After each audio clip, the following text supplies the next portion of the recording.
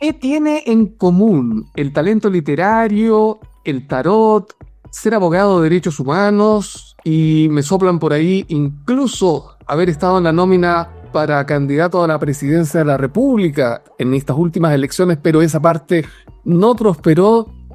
Bueno, Jaime Ales, que está hoy día conversando con nosotros. Espero que lo hayan adivinado. ¿Cómo estás, Jaime? Hola, muy bien, muy bien.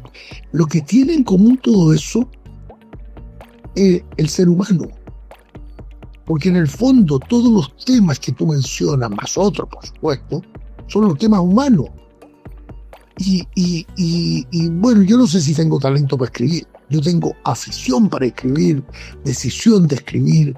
Escribo desde que puedo, desde que era chico. Y mi primer cuento a los 5 años, mi primer poema como a los 8. Entonces, siempre he escrito. Y el tarot ha sido mi búsqueda, parte de mi búsqueda espiritual. La política ha sido también parte integrante de mi vida desde que yo era un niño. Mi papá era ministro a los 29 años y nos llevaba con mi hermano a La Moneda y presenciamos un desfile militar desde La Moneda con el presidente de la República, él parado teniéndonos de la mano nosotros. Claro. La política es parte de mi vida entera, no de día. Y claro, un grupo de amigos, demócratas cristianos, militantes de base, me fueron a ver para pedirme que en vez de partir apoyando incondicionalmente a la candidata del pacto oficialista, levantáramos una candidatura nosotros y con esa candidatura fuéramos a la primera vuelta y luego veíamos las condiciones para apoyarla en la segunda vuelta. Y me presenté, pero la directiva del partido manejó las cosas para que eso no fuera posible. No me dejaron hablar en la junta, no nos dejaron hablar a ninguno de los que estábamos en eso. Y por lo tanto, bueno, así fue, pues así se decían las cosas. Para eso son las máquinas y las ambiciones desesperadas de algunos políticos. Así nomás. Bueno, que escribe, sí que escribe, porque mira, acá tengo a la vista este libro que dice Relatos de tanto tiempo, que es una colección de cuentos breves. Tengo Luz de Amor, que es una colección de poemas, y tengo El Camino de la Sabiduría, que es un relato relativamente breve. Entonces sí, tú escribes, y aquí está la prueba palpable. Y bueno, de esto te quería comentar hoy día que estamos viendo tu trabajo, ¿verdad? En estos cuentos que me gustaron mucho, estos relatos de tanto tiempo, se repite una cosa que me llamó la atención, que es esa cita del 29 de febrero, ¿no? Que lo pones en 2 o 3 cuentos. Y que saqué en 2 cuentos. En 2 cuentos, sí. ¿Por qué eso es algo aleatorio o viene de alguna experiencia tuya? Esa es la pregunta. Y la otra pregunta era sobre ese tema que también lo mencionas en algunos cuentos, que fue esa experiencia bastante traumática, parece que fue un accidente que después te dejó sin poder jugar fútbol cuando eras más chico y que bueno, parece que fue bastante importante. Hay un cuento en que estás ahí en el hospital también, ¿no? Ese tipo de anécdota. Y la otra que me llamó mucho la atención es el relato ese que está acá, el de que citas que una historia que te contó Zafirio, Eduardo Zafirio me parece que fue. Y la Mónica Echeverría.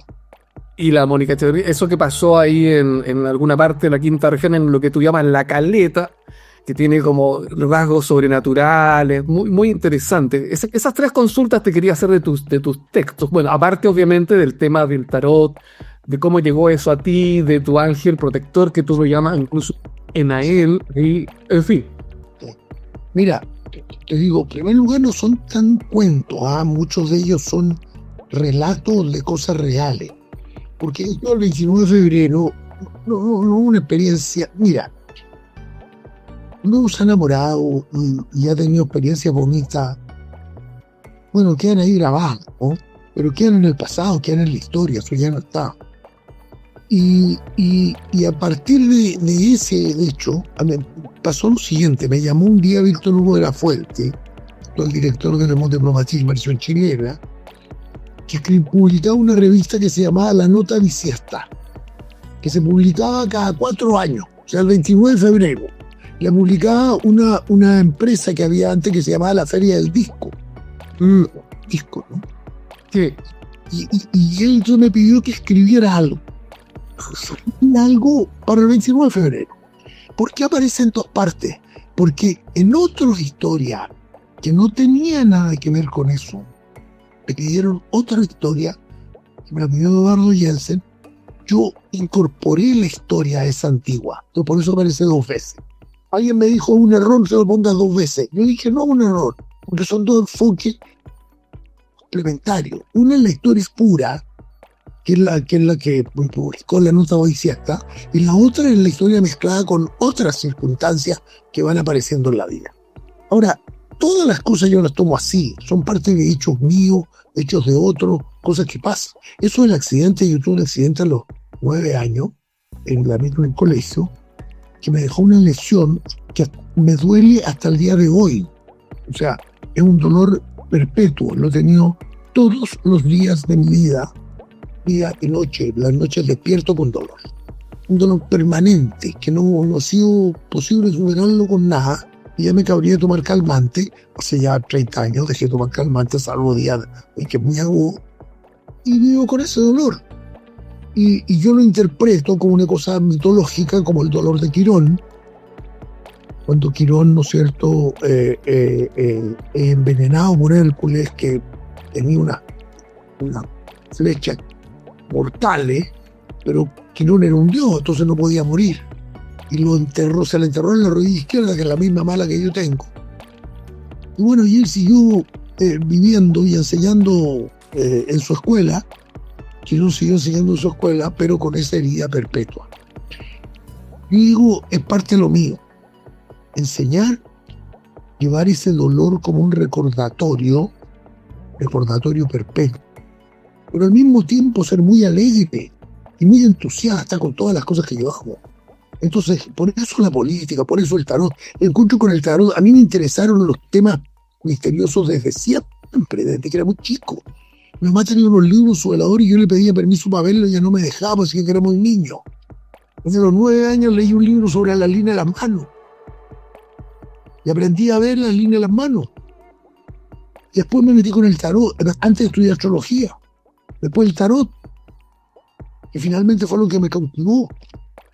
Y finalmente un día consagré mi vida a la enseñanza de la disciplina holística. Estuve 25 años dedicado a eso. Entre medio seguía siendo escritor.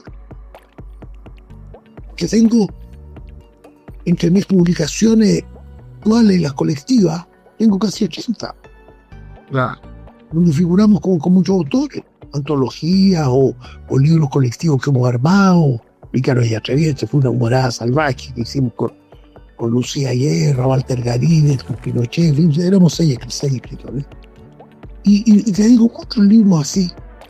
Y tengo además unos 10 libros que no he publicado, que están anillados aquí. No se han publicado por distintas razones, que no es el caso, pero algún día se publicarán o algún día alguien los verá o qué sé yo, no sé qué va a pasar. Ahora alguien me propuso que las subiéramos a una nube, que no sé bien lo que es, pero me dice que ahí la gente lee cosas. Bueno, voy a estar estudiando esa posibilidad. Mientras tanto estoy corrigiendo la transcripción, porque muchos de ellos estaban a mano, entonces lo tuve que transcribir y cometí muchos errores de tipeo, tuve que corregirlos. No es explicar. Para mí la escritura es la vida, es contar la vida permanentemente. No va a ser una memoria, es contar la vida de las cosas que van pasando, las cosas que van viendo. Entonces, esto es todo el mundo. Yo recuerdo un poco lo que decía Márquez en el olor de la guayaba. El periodista le dice, pero como usted cuenta unas cosas que son increíbles, estas cosas no pasan en el mundo. Y ¿cómo?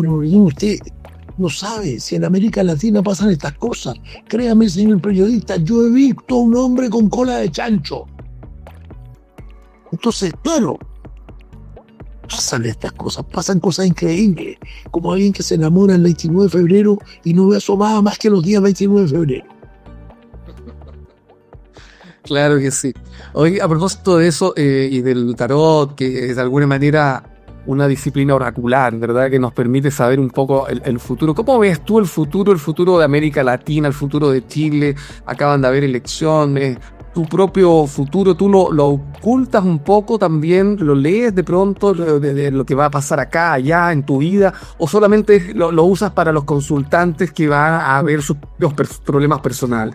Dos precisiones. Primero, el tarot no es adivinatorio. No, oracular, oracular. No, por eso. Tú no puedes adivinar lo que va a pasar. O sea, el futuro no lo puedes saber. Tú puedes saber la tendencia del futuro. Porque al final las decisiones son personales. Yo no le puedo decir al consultante que va a casar. No le puedo decir que va a aparecer amor en su vida. Y la persona decidirá qué hace con ese amor. Porque además una cosa que yo le aclaro a los consultantes, le digo, no estás obligado a ser feliz. Si no quieres ser feliz, desecha lo que te ofrece el tarot. Punto.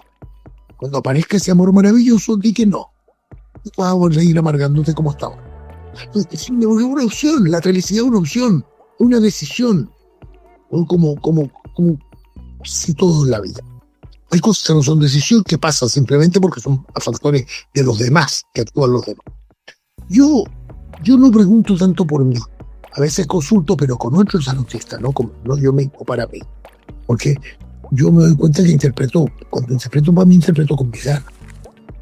Entonces, yo prefiero que otro me diga cosas y lo hago.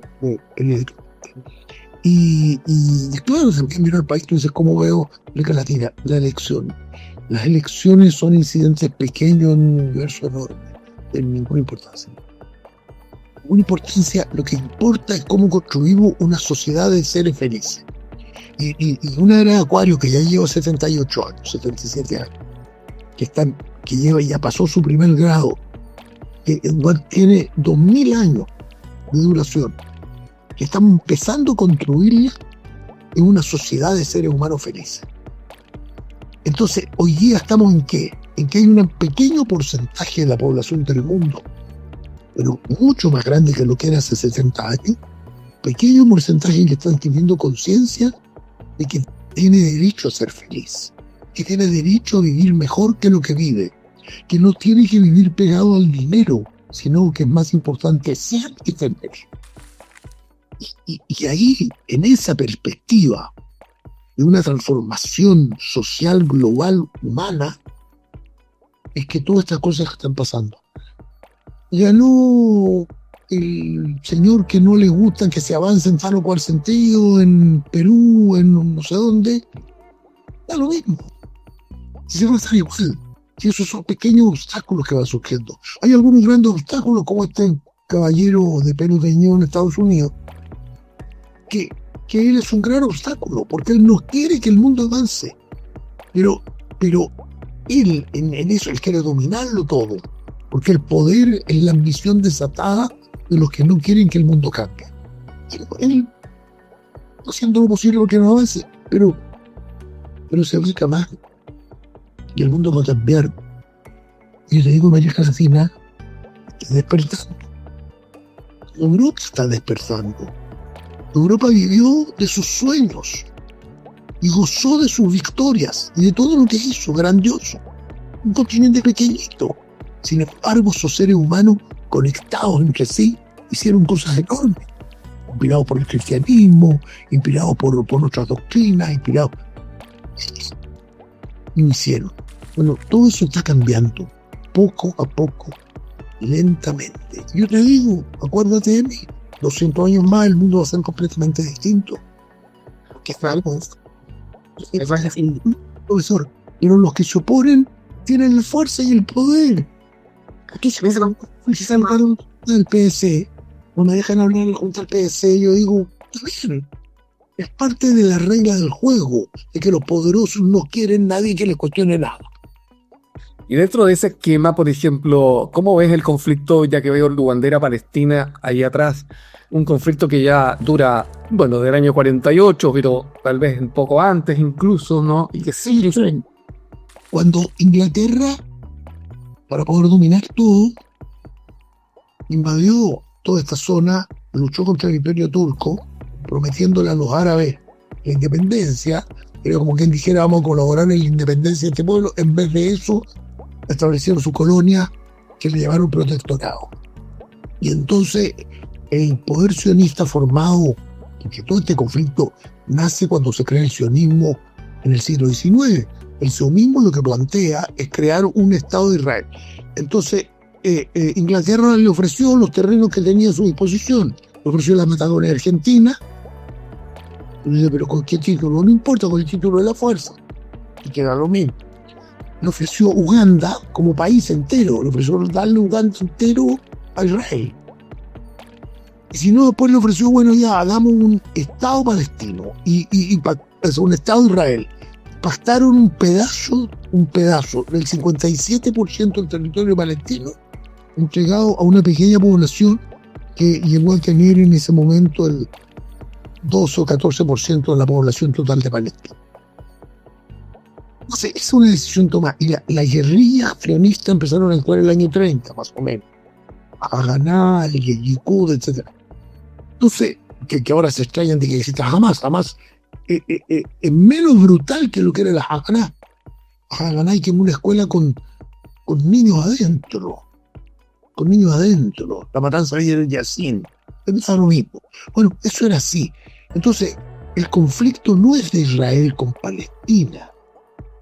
El conflicto es en Palestina entre invasores extranjeros que llegan a apoderarse de un territorio. Ingleses, franceses, sionistas. Entonces ya está establecido que hay Estado. Yo digo, ojalá fuera un solo Estado como es Chile, donde convivimos de distintas religiones, distintas ideas políticas, distintas razas, todo distinto. Ahora nos cuesta un poco con los migrantes, hay gente que los quiere echar. Pero bueno, yo soy hijo de migrantes. La mayor parte de los chilenos son hijos de migrantes. Pero bueno, no importa. Después de ese tema. Entonces yo digo, ¿por qué no construir en Palestina un Estado como ese? Porque el sionismo lo quiere. Ya, está bien. Entonces tengamos dos Estados. Aquí hay un territorio, pero para eso tienen que los sionistas retirar su ejército los territorios que han ocupado indebidamente. Porque a ellos invocan como título de Naciones Unidas. Naciones Unidas les da el territorio. Que se tomen ese, pero no el resto. Que devuelvan la mitad de Jerusalén, que devuelva todo lo que se llama Cisjordania, o sea, todo lo que está del Jordán hacia allá. O sea, que llegue hasta la ribera, las montañas que separan de Jordania y de Siria, alturas del Golán, etc. ¿Tú has estado en esa zona, Jaime? Sí, he estado en el Estado de Israel y he estado en Palestina. ¿Y tus orígenes son de Palestina? ¿De qué parte? Palestina y de Jordania. Ah. La familia de mi padre es de Máraba, que Máraba es una de las pocas ciudades actuales que está mencionada en los textos más antiguos de la Biblia, porque fue la ciudad en la que murió Moisés, a los pies del Monte Nebo. Uh-huh. Y mi abuelo materno era de un pequeño pueblo que se llama Sib, que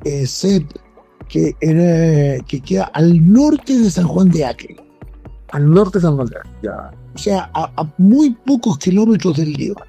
Un poco kilómetros del Líbano. Porque me llamó la atención acá, en este otro libro tuyo, el de Camino de la Sabiduría, de la historia de este maestro Hassan Ibn Nefá, que tú cuentas que te la contaba a ti y a otros niños, Yusef, que era una especie de maestro de ustedes cuando niños. ¿Cómo era eso?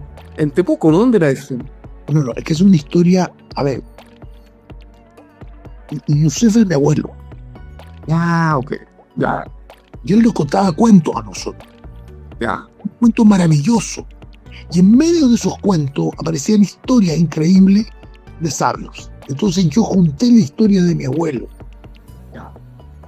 con la vida real de la familia de mi abuelo. Que el apellido real de mi abuelo era Nefá. Ah. Y él vivía allá en el norte de San Juan de Acre. Era un barrio de San Juan de Acre, este pequeño pueblito. Como quien dijera Santiago San Bernardo o Talca Villalegre o qué sé yo. ¿Me entienden? Una cosa así. Entonces esa es un poco la historia.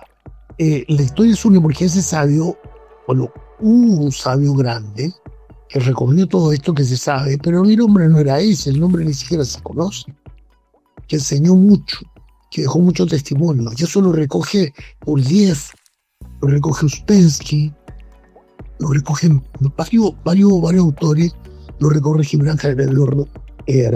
recoge Gibran Jalil Gibran. Cuando él escribe su libro El Profeta, está pensando en ese sabio. No, en ese sabio. Entonces yo tomé un poco esa historia. Es muy lindo, muy interesante, ¿ah? Que también entonces en tu familia está desde el comienzo, de tus ancestros, esta búsqueda de la sabiduría espiritual. Pero claro, mi madre fue de las fundadoras del Grupo Urdiev de Chile. Ah, mira tú.